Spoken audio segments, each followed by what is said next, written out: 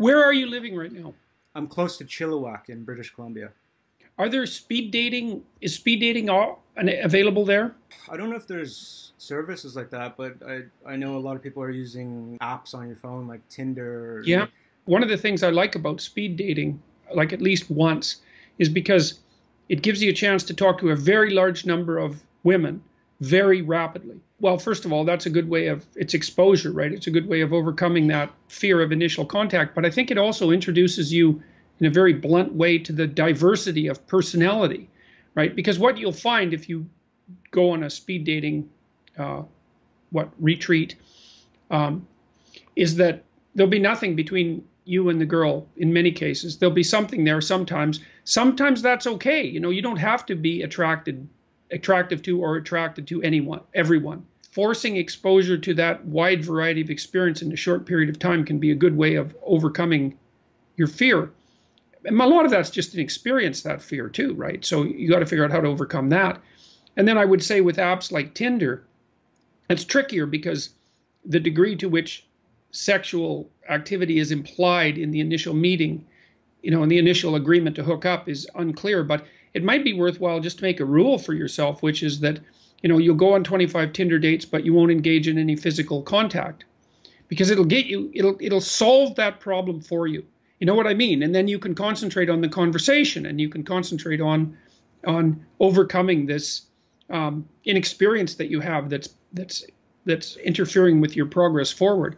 But a rule like that just makes it simple, you know, and you need rules like that. And, you know, you probably know this, but maybe you don't. I mean, your experience with regards to being avoidant and afraid of contact with women is by no means rare. It's unbelievably common among young men. And I think it is exacerbated by the factors that you just described, which is that we're taught, young men are taught in particular, that any show of even confidence on their part might be interpreted as part of this toxic masculinity. And I think that, well, that's something that would have to be unpacked for hours.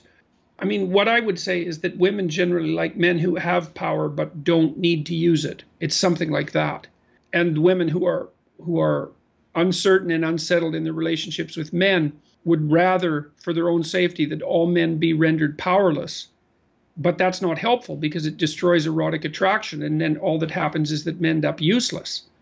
So it's not a solution. You know, like, to destroy someone's power is no solution to taming them, right? You want someone powerful but civilized, not someone so weak they can't do anything wrong. And I think the message that young men get a lot in our society is, you should be so weak that you can't do anything wrong. And that's a really bad message. It doesn't do anyone any good. Yeah, I've been seeing that. Like, it seems like women are being told to be more masculine, and that it's a negative thing for women to be feminine and a negative for men to be masculine. And even in Brampton, where I was living, I saw all these posters around their mall saying, "Who says women can't be leaders? What's wrong with throwing like a girl?" And because it was being pushed on me so much, I felt like I was just accepting it. But now I've sort of seen through that. But yeah, I'm going to use that. I think that's great advice that you just gave. I'm going to. Yes, well, we also have to account for the stunning popularity of 50 Shades of Grey.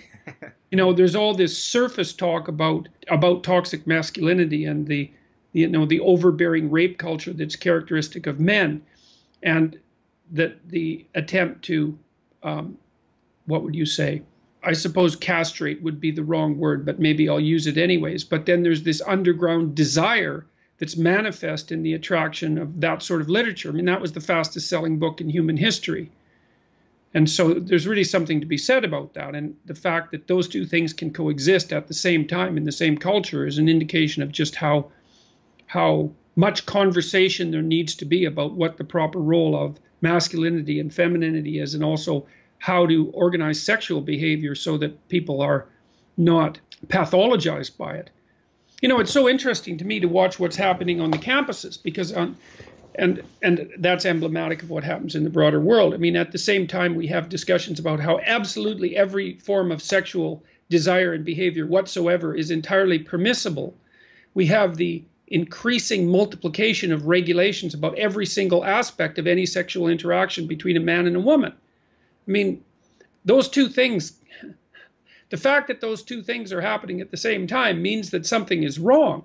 I mean, maybe we should back off on the idea that absolutely every form of sexual interaction whatsoever is permissible and desirable, and simultaneously back off on the increasing enclosure of every physical interaction in a web of laws and regulations, most of which are going to be counterproductive and cause all sorts of trouble.